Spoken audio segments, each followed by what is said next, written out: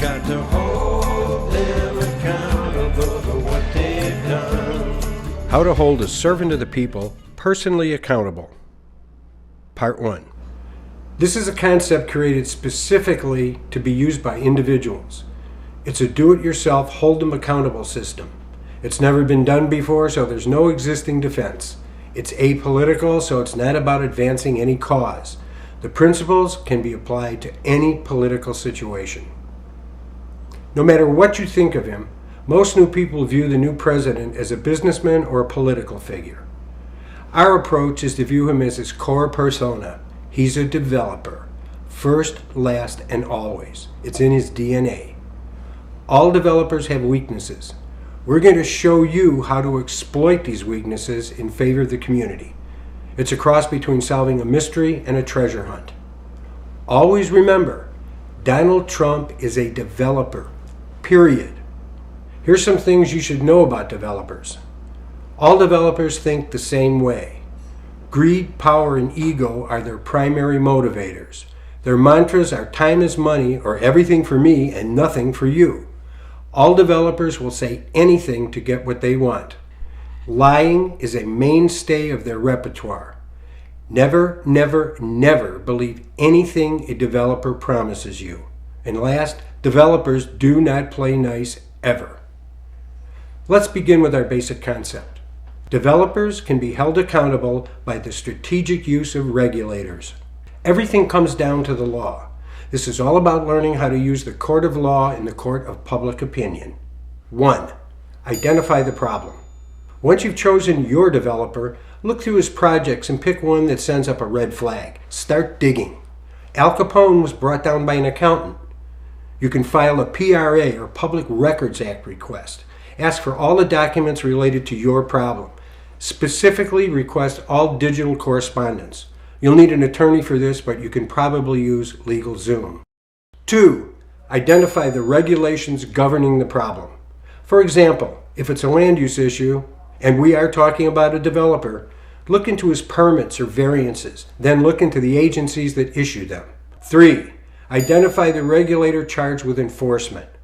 Once you identify the agency, you know where to find the regulator.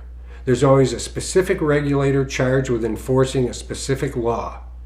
This is the person you want to identify and hold personally accountable, the regulator. 4.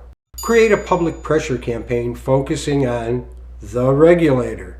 What regulators, politicians, and developers are not ready for is someone finding and using a little-known law or regulation that has to be complied with but isn't. A little-known law or regulation you discover. So, here's what to do. Obtain as much of the regulator's contact information as you can. Most of it will be available online and through your PRA request. Then, using that information, mount a campaign to put public pressure on the regulator to enforce the law. Regulators should be as afraid of you as they are of developers. In the end, all you're doing is asking the regulator to do their job. Developers can't sue because there's nothing to litigate. You're just asking a question. This works in your favor in 2 ways. 1, it puts the developer on public notice.